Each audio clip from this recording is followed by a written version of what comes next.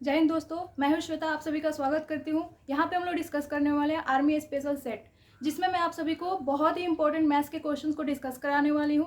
तो आप लोगों ने वीडियो को अभी तक लाइक नहीं किया है तो लाइक करें, इसको शेयर करें, और जिन्होंने चैनल को सब्सक्राइब नहीं किया वो सब्सक्राइब कर दें। साथ ही बेल आइकन को प्रेस करके रखें ताकि मैं जब भी वीडियो डालूँ आपके पास सबसे पहले पहुँचे। तो चलिए वीडियो को स्टार्ट करते हैं।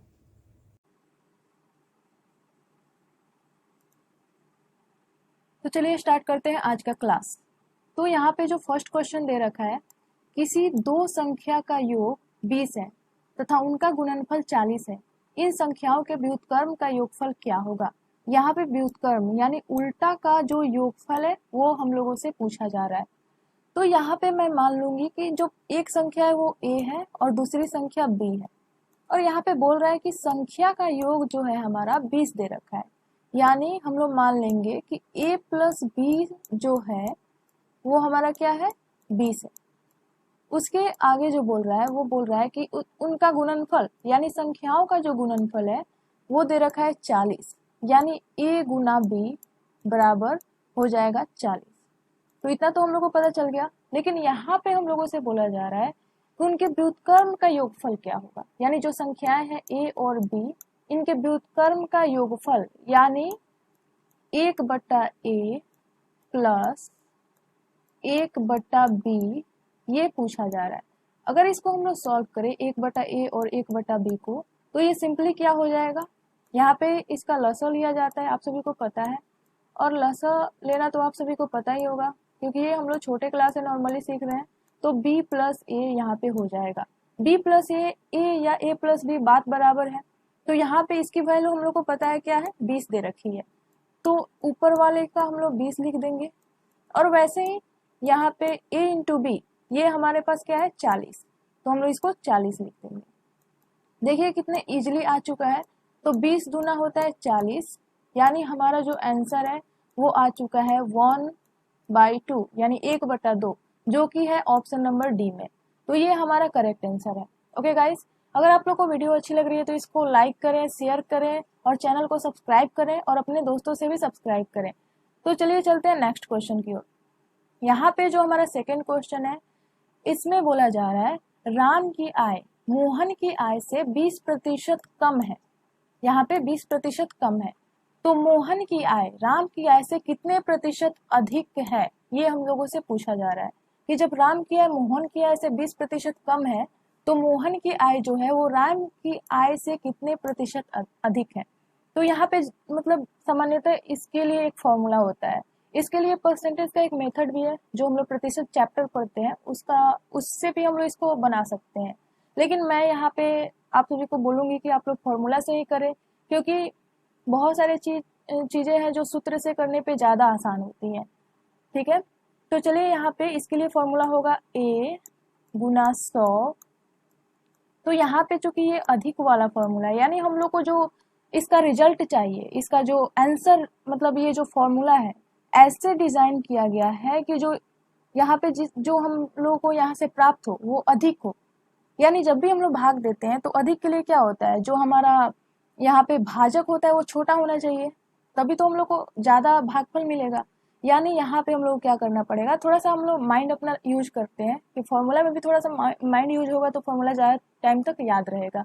ठीक है दोस्तों, तो यहाँ पे हमारा a गुना 100/100 माइनस a।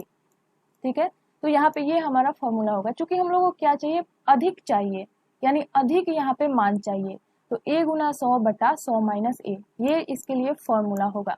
तो a हम लोगों ने किसको बोला है, 20% जो हमारा दे रखा है 20%, उसको हम लोगों ने a बोला है। तो यहाँ पे 20 गुना 100, यहाँ पे बहुत सी किताबों में x भी होता है तो उसमें कोई दिक्कत नहीं है, 20 गुना 100 हो जाएगा। उसके बाद हम लोग क्या करेंगे, 100 में से 20 को माइनस कर देंगे, घटा देंगे, तो क्या हो जाएगा 80। उसके बाद यहाँ पे 20 से काट देंगे इसको 4 बार में, 20 चौका 80, फिर 4 से इसको काट देंगे 100 को 25 बार में, 25 चौका 100 होता है।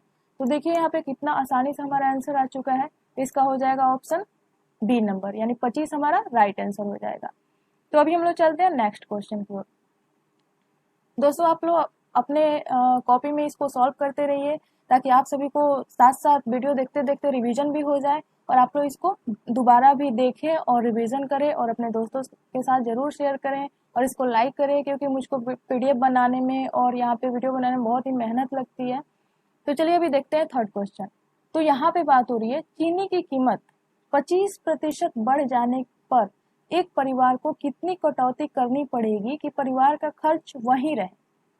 तो यहाँ पे हम लोगों को पता है कि जैसे जैसे चीनी की कीमत या किसी भी चीज़ की कीमत बढ़ने लगती है तो परिवार में जो खर्च है उसको कम कर दिया जाता है, थोड़ा कम कम सामान हम लोग खर्च करते हैं।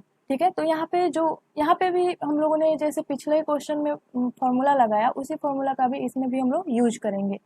तो देखिए कितना इजी है और कितना आसान तरीका से ये हम लोग इसको बना पा रहे हैं। तो यहाँ पे जो कि खर्च हम लोग को नहीं बढ़ाना है, खर्च उतना ही रखना है। तो इसमें क्या होगा, A गुना 100, तो खर्च उतना ही रखना है, नहीं इसको मतलब हम लोग क्या चाहिए, हम लोग का जो आंसर चाहिए वो कम चाहिए। तो इसमें हम लोग क्या करेंगे, इसमें जो हमारा भाजक होगा जिसे हम लोग भाग देंगे वो ज्यादा होना चाहिए, तभी तो हमारा कम में रिजल्ट आएगा, कम आंसर आएगा। तो यहाँ पे मतलब फॉर्मूला तो आप सभी को याद रखना है कि कैसे होगा, लेकिन मैं इसमें आप सभी को आइडिया दे रही हूँ जिससे आप सभी को ज्यादा समय तक ये याद रहेगा। ठीक है, हम लोग को खर्च जो है वो कम रखना है, यहाँ पे कटौती करनी है, कमी करनी है। तो इसलिए यहाँ पे हम लोग क्या करेंगे, जो हमारा भाजक होगा यहाँ पे इसको हम लोग को ज्यादा रखना है, यानी 100 प्लस A गुना 100 बटा 100 प्लस A।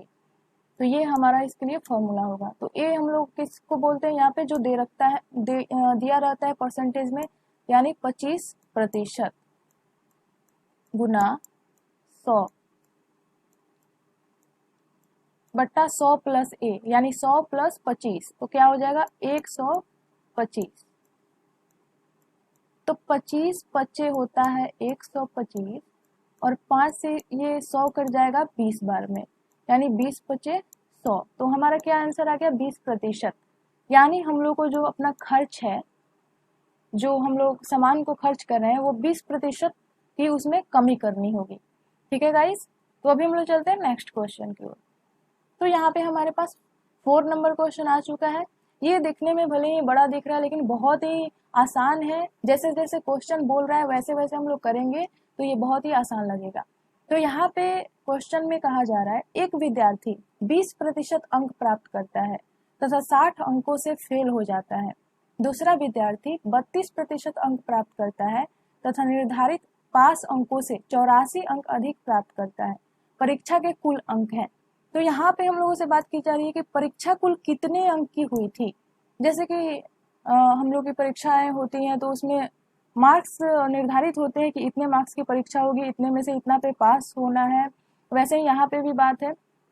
तो यहाँ पे बोला जा रहा है कि एक विद्यार्थी है, उसने क्या किया, वो 20% अंक लाया। तो वो 20% अंक कितना था, वो पास मतलब जितना पे पास होना था उससे वो 60 कम ही था, जिससे कि वो फेल कर गया। लेकिन जो दूसरा विद्यार्थी है वो क्या करता है, वो 32% अंक लाता है। 32% वो अंक लाता है, जो कि उसका क्या था, पास मार्क से 84 अंक अधिक था। तो जैसे जैसे क्वेश्चन ने कहा वैसे वैसे मैंने लिख दिया और इसमें कुछ बड़ी बात नहीं है। तो यहाँ पे देखिए, जो यहाँ पे प्रतिशत वाला यहाँ पे है इसको हम लोग एक साइड कर देंगे और जो समान अंक है उसको हम लोग एक साइड कर देंगे, बस हो जाएगा। तो यहाँ पे 20% को मैं इधर ले जाऊंगी तो 32% में से 20% चला जाएगा, तो हमारे पास बचेगा कितना, 32%। यहाँ पे मैं लिख ही देती हूँ, 32% से में से यहाँ पे अगर हम लोग 20% को घटाएंगे और यहाँ पे क्या हो जाएगा, ये जो है इधर आएगा, यानी ये है -60, तो ये हो जाएगा -84। और जब साइन सेम रहता है तो वो जुट जाता है, वो माइनस में हो तो क्या है, लेकिन माइनस में ही जुटेगा। तो यहाँ पे 32% में से 20% गया तो हमारे पास कितना बचा, यहाँ पे 2, यहाँ पे 1, यानी 12%। यहाँ पे 12% बच गया और इन दोनों को जोड़ देंगे तो ये हो जाएगा 4 और 8 और 6 14, यानी 144। अब देखिए 12% बराबर 144, जो कि मैंने आप सभी को बताया है कि परसेंटेज वाले क्वेश्चन में जब भी कुल ज्ञात करना हो, कुल अंक, यानी ये क्या होता है, 100% होता है, 100% होता है। तो हम लोगों को तो अभी 12% की वैल्यू पता चली है कि 144 है, लेकिन हम लोग को पता करना है कि परीक्षा कुल कितने का हुआ था, यानी 100%, 100% हम लोग को पता करना है। तो 12% बराबर तो 144 है, तो 100% बराबर कितना होगा, 100% बराबर यहाँ पे हो जाएगा 144 बट्टा 12 गुना 100। तो यहाँ पे 12 से अगर मैं काटूंगी 144 को, तो ये 144 12 का स्क्वायर होता है, तो यहाँ पे 12 से ये कट गया 12 बार में, तो 12 गुना 100 कितना हो जाएगा, 1200। तो हमारा आंसर आ जाएगा 1200। ठीक है, तो परीक्षा जो हुआ है वो कुल यहाँ पे 1200 अंकों की जो है वो टोटल परीक्षा हुई है, तो ये हमारा आंसर हो जाएगा। देखिए हम लोगों ने कितने आसानी से सॉल्व कर लिया, जैसे जैसे क्वेश्चन बोलता है वैसे वैसे करते जाएंगे तो हमारा जो आंसर है वो बहुत आसानी से आ जाएगा। यहाँ पे हम लोग नेक्स्ट क्वेश्चन की ओर चलते हैं। तो यहाँ पे बात हो रही है, रवि मोहन से 40% अधिक काम करता है, बताएं मोहन रवि से कितने प्रतिशत कम काम करता है। यहाँ पे ये बात हो रही है कि ये कितने प्रतिशत कम काम कर रहा है, जो मोहन है वो रवि से कितने प्रतिशत कम, क्योंकि ये कामचोर है इसलिए। तो यहाँ पे रवि जो है वो मोहन से 40% अधिक काम कर रहा है, यहाँ पे भी वही फॉर्मूला लगेगा जो ये है a गुना 100, यहाँ पे ये फॉर्मूला जो है बहुत ही इंपॉर्टेंट है, a गुना 100 बट्टा यहाँ पे चूंकि ये कम यहाँ पे मतलब कितने प्रतिशत कम काम करता है ये हम लोग को दिखाना है, तो यहाँ पे a गुना 100 हो गया, उसके बाद 100 प्लस a।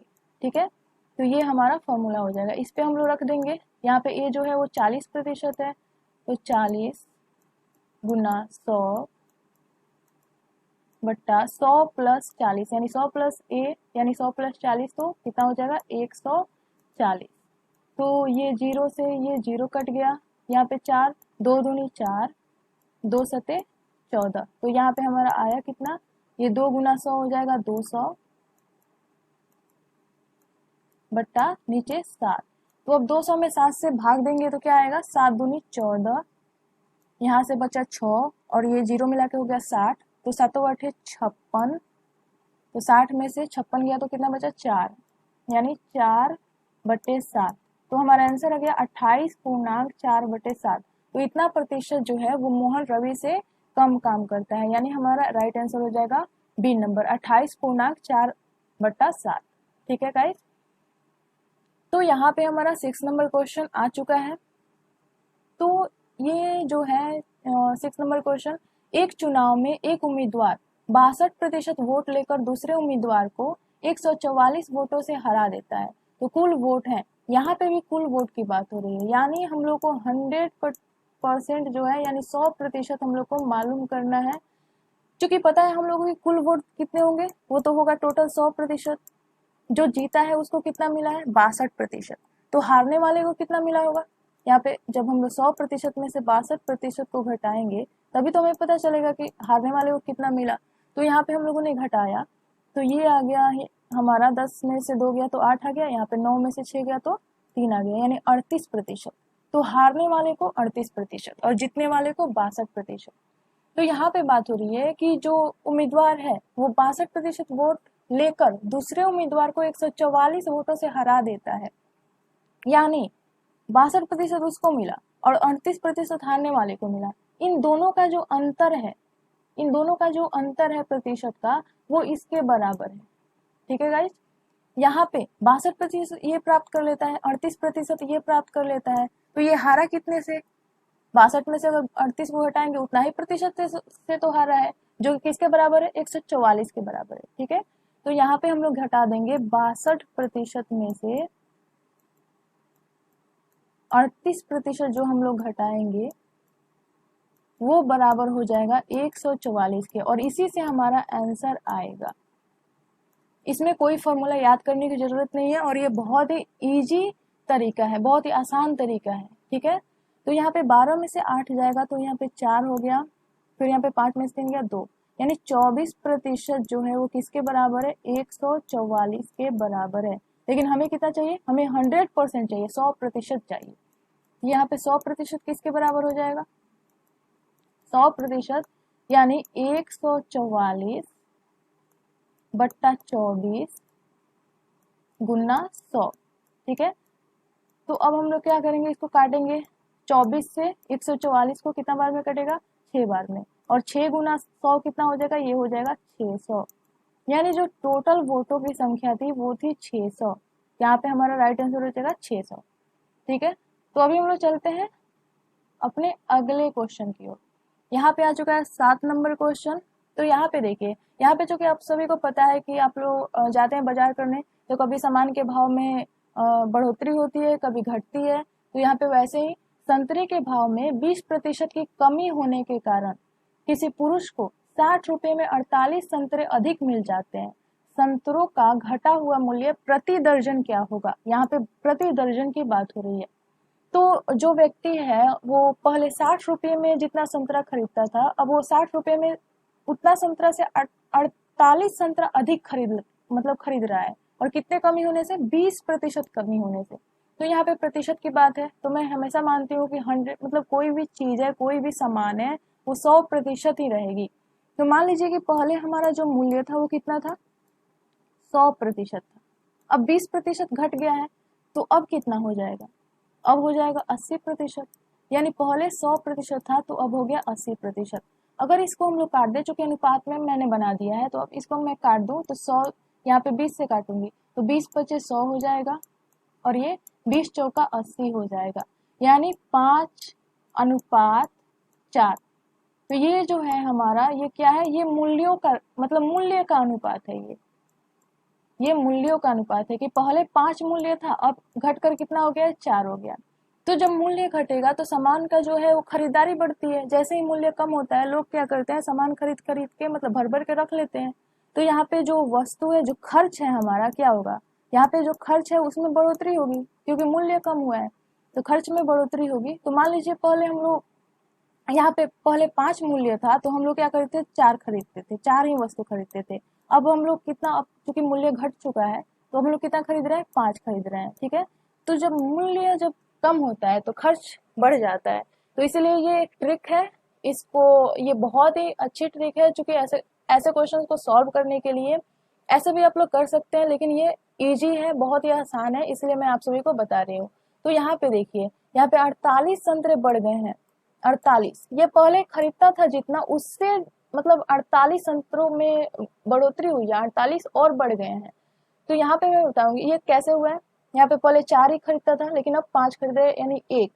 यहाँ पे मैं बोलूँ तो 1 के शांतिर मतलब 48 की वृद्धि हुई है, माने 1 यहाँ पे इंक्रीज होने से 48 जो है वो बढ़ गया है।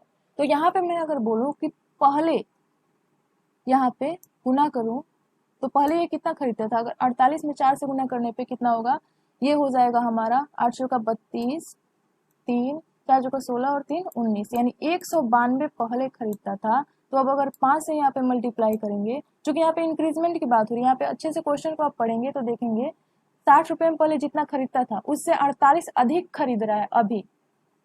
यानी यहाँ पे पहले ये 48, यहाँ पे पहले 192 खरीदता था, तो अब कितना खरीद रहा है, 5 से मैं इसमें गुना करूंगी तो 8 × 5 = 40 का 0 4 और 5 का 20 और 4 24, यानी अब खरीद रहा है 240। देखिए यहाँ पे कितना फर्क है, पहले 192 खरीदता था तो अब 240 खरीद रहा है।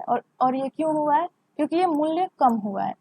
तो हम लोग को पता करना है कि इसका जो घटा हुआ मूल्य है वो प्रति दर्जन क्या है, दर्जन में हम लोग को पता करना है। तो ये तो रुपया तो उतना ही दे रहा है, 60 रुपया, और खरीद कितना रहा है यहाँ पे 240, लेकिन हम लोग को प्रति दर्जन निकालना है, तो एक दर्जन में कितना होता है 12, तो हम लोग यहाँ से 12 से गुना कर देंगे। अब देखिए यहाँ पे हम लोग 0 से 0 इसको काट दे रहे हैं, फिर 6 से 24, 6 × 24, और 4 से इसको हम लोग काट देंगे तो 4 × 3 = 12। तो यहाँ पे 3 प्रति दर्जन की दर से ये जो है इसका घटा हुआ मूल्य है। तो यहाँ पे हमारा राइट आंसर हो जाएगा 3, ऑप्शन नंबर ए। ठीक है, आप लोग इसको दोबारा से देखिए, अपने से बनाइए, आप लोगों को समझ में आ जाएगा। बहुत ही इजी, बहुत ही आसान तरीका है इसको बनाने का। अभी हम लोग चलते हैं नेक्स्ट क्वेश्चन की ओर। तो यहाँ पे जो है ये 8 नंबर क्वेश्चन की ओर हम लोग आ चुके हैं। और आप लोग जिसने अभी तक चैनल को सब्सक्राइब नहीं किया या वीडियो को लाइक नहीं किया है वो लाइक कर दें, चैनल को सब्सक्राइब कर दें, शेयर कर दें अपने अपने दोस्तों के पास, उनसे भी बोले सब्सक्राइब करने के लिए। तो चलिए हम लोग देखते हैं। 12 पुरुष या 18 स्त्रियां, यहाँ पे 12 पुरुष जो है वो 18 स्त्रियों के बराबर है, ठीक है। तो 12 पुरुष या 18 स्त्रियां एक काम को 14 दिन में कर सकते हैं। 8 पुरुष और 16 स्त्रियां उसी काम को कितने दिनों में कर सकेंगे? तो यहाँ पे जो 12 पुरुष हैं यानी 12 पुरुष यानी 12 मेल मैं लिख देती हूँ, ये कितने दिन में कर देते हैं? 14 दिन में काम को कर देते हैं। वहीं यहाँ पे हम लोग स्त्रियों की बात करें तो वही काम 18 स्त्रियां यानी फीमेल कितने दिन में करती है? 14 दिन में। यानी दिन तो समान है लेकिन इनका जो संख्या है वो बढ़ जा रहा है। यहाँ पे 12 मेल है तो यहाँ पे 18 फीमेल है यानी औरतें हैं। तो यहाँ पे 14 से 14 तो कट जाएगा, लेकिन यहाँ पे 6 दूनी 12 और ये हो जाएगा क्षेत्र का 18। यानी अगर मैं बात करूँ यहाँ पे पुरुष और ये हो जाएगा महिला, इनके काम करने की क्षमता की, तो ये हो जाएगा 3/2। यानी जहाँ पुरुष उसी काम को एक दिन में उसी मतलब उस किसी काम का 3 भाग कर सकता है, वही जो महिला है वो एक दिन में एक काम का उस काम का 2 भाग ही कर सकती है। यानी पुरुष ज्यादा काम करता है और महिला कम काम करती है। तो यहाँ पे हम लोग को पता करना है कि 8 पुरुष और 16 स्त्रियां उसी काम को कितने दिनों में कर सकेंगे। तो पहले हम लोग को ये पता करना होगा कि जो काम है टोटल वो कितने मतलब कितना काम है। जब टोटल काम पता होगा तभी तो हम पता कर पाएंगे कि वो कितने दिन में कर पाएंगे, मतलब दोनों मिला के कितने दिन में कर पा रहे हैं उस काम को। तो पहले काम पता होना चाहिए कि टोटल काम कितना है। तो टोटल काम निकालने के लिए हम यहाँ से निकाल सकते हैं या यहाँ से, दोनों से बराबर आंसर आएगा। तो यहाँ पे 12 पुरुष, तो पुरुषों के लिए हमने कितना निकाला है? 3, और ये कितने दिन में कर रहा है? 14 दिन में। तो ये हमारा टोटल काम आएगा जो कि कितना है? 36 गुना 14, ये हमारा टोटल काम है। इसी से हमें पता चलेगा कि ये जो 8 पुरुष हैं और 16 स्त्रियां हैं उस मतलब ये टोटल काम को कितने दिन में कर सकेंगे दोनों मिलके। तो जो 8 पुरुष हैं, 8 और पुरुष का इफिशियंसी कितना है? पुरुष की जगह पर हम लोग 3 दे देंगे, 8 गुना 3 प्लस 16 स्त्रियां यानी स्त्रियों की क्या है इनकी क्षमता? ये है 2, तो 16 गुना 2 हम लोग कर देंगे। अब यहाँ पे देखिए, यहाँ पे हम लोग को सॉल्व करना है। तो यहाँ पे आ गया 36 गुना 14, और ये हम लोग करेंगे तो 8 त्रिका 24 प्लस 16 दूना 32, और 24 और 32 को हम लोग जोड़ते हैं तो ये 50 और 6 56 आ गया, ठीक है। 56 आ गया तो 14 चौका 56 और 4 नवा 36, यानी 8 पुरुष और 16 महिलाएं मिलके उस काम को 9 दिन में कर सकेंगे। तो हमारा राइट आंसर हो जाएगा ऑप्शन नंबर डी, 9। तो अभी हम लोग बढ़ चलते हैं नेक्स्ट क्वेश्चन की तरफ। अगले क्वेश्चन को देखते हैं वो कैसा है। यहाँ पे बात हो रही है 160 रुपये से 8 सदस्यों के परिवार का खर्च 80 दिन चलता है, तो 210 रुपये से 12 सदस्यों के परिवार का खर्च कितने दिन चलेगा, ये हम लोग को पता करना है। तो इसके लिए बहुत ही आसान तरीका है। तो आप सभी को यहाँ पे मैं बता दूं कि 8 सदस्य हैं और वे 80 दिन मतलब खर्च करते हैं कितने रुपये में? 160 रुपये में ये अपना खर्च चला लेते हैं। तो यहाँ पे हम लोगों से पूछा जा रहा है कि जो 12 सदस्य हैं वे अपने परिवार का खर्च 210 रुपये में कितने दिन के लिए चलाएंगे। ये दिन हम लोग को पता नहीं है तो मैं इसको डी से लिख दे रही हूँ। यही हम लोग को निकालना है ये कितने दिन में अपना कितने दिन तक अपना खर्च चला पाएंगे 210 रुपये में। तो ये हमारा जो है वो तरीका है इसको बनाने का, बहुत ही आसान तरीका है। तो यहाँ पे मैं इसको ये हो जाएगा 4 तिहाई 12, ये 4 दूनी 8, ठीक है। इसको मैं काट दे रही हूँ इससे 80 से 160 को 2 बार में, तो ये 2 से 2 यहाँ पे हमारा खत्म हो जाएगा। 3 से ये कितना बार में कट जाएगा? 3 सत्ते 21 और ये 0 यानी 70 बार में। तो ये तिरछा तिरछी हम लोग अगर इसको गुना करेंगे तो ये 70 इधर, यहाँ पे कुछ नहीं है तो 1 है, यानी 70 एकम 70, और यहाँ भी कुछ नहीं है तो 1 है, तो डी एकम डी, यानी डी इक्वल टू हमारा कितना आ गया 70। यानी जो 12 सदस्यों का परिवार है वो 210 रुपये में 70 दिन तक अपना खर्च चला सकता है। तो हमारा राइट आंसर हो जाएगा ऑप्शन नंबर बी। तो अभी हम लोग चलते हैं नेक्स्ट क्वेश्चन की ओर, जो कि हमारा 10 नंबर क्वेश्चन है। तो बहुत ही मैं यहाँ पे बहुत ही अच्छा क्वेश्चन लेके आई हूँ आप सभी के लिए, बहुत ही इंपॉर्टेंट है और ये सभी आप सभी के एग्जाम के लिए है, आर्मी के एग्जाम के लिए स्पेशली ये क्वेश्चन है और मैं वहीं से इसको चुन के लाई हुई हूँ। तो आप सभी लाइक कीजिए और अपना रिव्यू दीजिए, कमेंट कीजिए कि कैसा लगा आप सभी को वीडियो, और जो आप सभी को क्वेश्चन नहीं आए आप लोग उसको कमेंट में पूछिए। और टेलीग्राम चैनल का मैं लिंक दे दूंगी डिस्क्रिप्शन में, वहाँ भी आप जाके मुझसे पूछ सकते हैं कि इसका जो क्वेश्चन आप सभी को समझ में नहीं है मैं आपका डाउट क्लियर कर दूंगी। और यहाँ पे साथ साथ आप लोग बना के कमेंट करते रहिए, आंसर देते रहिए। तो जो 10 नंबर क्वेश्चन है, एक किले में 1500 जवानों का 25 दिन का राशन है। 5 दिन पश्चात कुछ नए जवानों के आ जाने से भोजन केवल 12 दिन चलेगा। नए जवानों की संख्या क्या है? तो कितने नए जवान आ गए जिसके चलते सिर्फ अब भोजन 12 दिन ही चलेगा, जबकि कितने दिन का था? 25 दिन का था।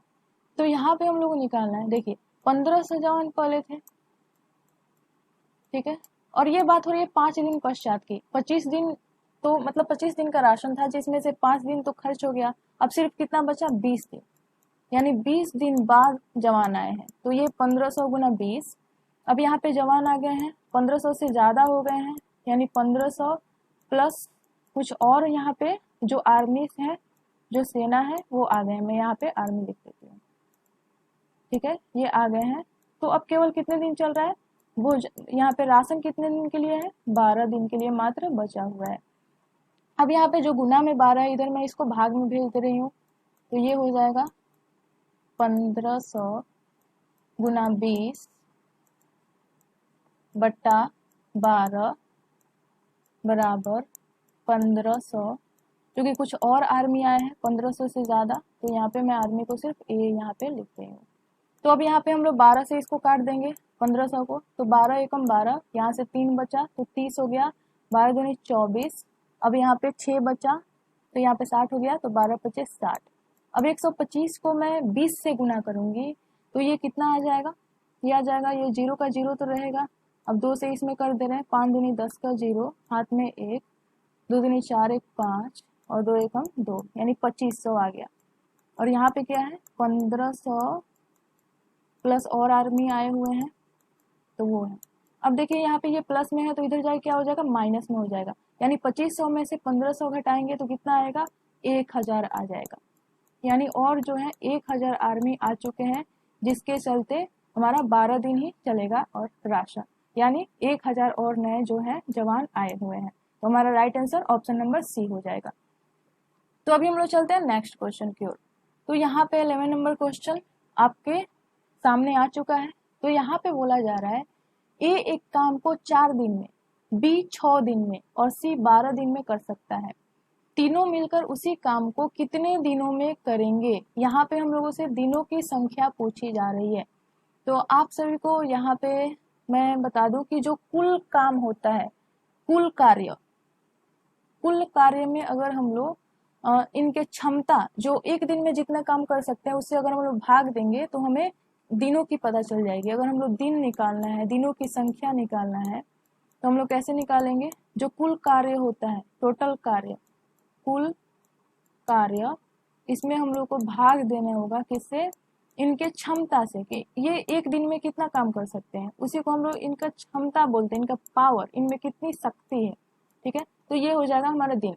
और इसका जो है इजी, बहुत ही इजी इसका मतलब तरीका है बनाने का, सॉल्व करने का। वैसे तो इसको फॉर्मूला से भी सॉल्व किया जाता है, लेकिन ये जो तरीका है ये हर टाइप के क्वेश्चन में काम आएगा। तो यहाँ पे बोला जा रहा है कि ए एक काम को 4 दिन में कर सकता है, वही काम है। बी जो है उसको कितने दिन में कर रहा है? बी कर रहा है 6 दिन में और सी कर रहा है 12 दिन में। तो एक ही काम को तीनों अलग अलग टाइम में कर रहे हैं, यानी तीनों की शक्ति अलग अलग है, तीनों अलग अलग पावर के व्यक्ति हैं, किसी में कम है किसी में ज्यादा है। तो यहाँ पे जो 4, 6, 12 है, तो इसको हम लोग ऐसे तरीका से लिखेंगे कि यहाँ पे जो हम लोग लिखेंगे इसका लॉसल लेके लिखेंगे। यहाँ पे अगर मैं 12 लिखती हूँ तो मैं यहाँ पे देखूंगी कि इसमें तीनों से ये भाग लग जा रहा है कि नहीं। तो देखिए 12 से भी इसमें लग जाएगा, 6 से भी लग जाएगा, 4 से भी लग जाएगा। यानी यहाँ पे ऐसा चीज लिखाएगा जो कि तीनों से भाग लग जाए, और इसको हम लोग क्या बोलते हैं, ये जो है हमारा हो जाएगा कुल कार्य। इसी को हम लोग कुल कार्य बोलते हैं। इसलिए हम लोग ये जो हमारा टाइप है, ये तरीका है, ये बहुत ही आसान है। इसमें हम लोग को कुल कार्य जो होता है वो मिल जाता है। और मैंने क्या फॉर्मूला बताया कि जब भी आप सभी से पूछा जाए कि कितने दिनों में मतलब कोई काम करेगा, तो आप सभी को कुल काम चाहिए और बट्टा में उनकी क्षमता चाहिए। अब देखिए क्षमता कैसे निकलेगा।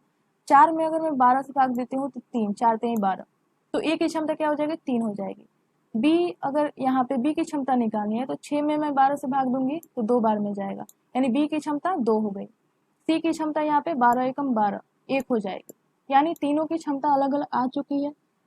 तो यहाँ पे बोला जा रहा है कि तीनों मिलकर उसी काम को कितने दिन में करेंगे। यानी कुल कार्य तो हमें पता है, ये है 12।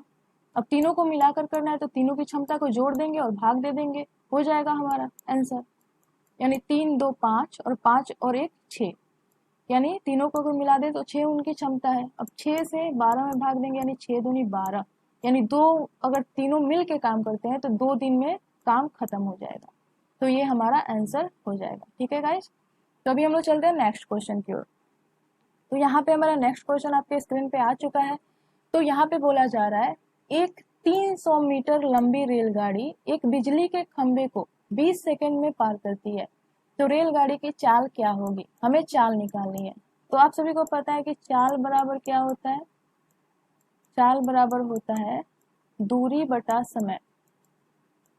चाल बराबर यहाँ पे दूरी बटा समय हो जाएगा। तो यहाँ पे दूरी क्या हो जाएगी, जो यहाँ पे ट्रेन वाली बात है, तो यहाँ पे जब भी ट्रेन किसी खंबा को पार करे या किसी आदमी को काम पार करे, तो ये जो चीजें होती हैं ये ट्रेन के लंबाई के अगर सापेक्ष देखें तो वो नगण्य होती है। इसलिए हम लोग क्या करते हैं, ट्रेन की जो लंबाई होती है उसको हम लोग इसकी दूरी मान लेते हैं, और जो यहाँ पे टाइम तो दे ही रखी है, तो दूरी बटा समय क्या हो जाएगा, हमारा चाल हो जाएगा। हमें वही पता करना है। तो यहाँ पे दूरी कितनी है, 300 मीटर। और यहाँ पे एक और बात, हम लोग की जो आंसर होगी वो मीटर प्रति सेकंड में प्राप्त होगी, लेकिन यहाँ पे जो दे रखा है वो दे रखा है किलोमीटर प्रति घंटा में। तो हम लोग इसको आंसर लाएंगे पहले मीटर प्रति सेकंड में, उसके बाद उसको हम लोग बदल देंगे किलोमीटर प्रति घंटा में।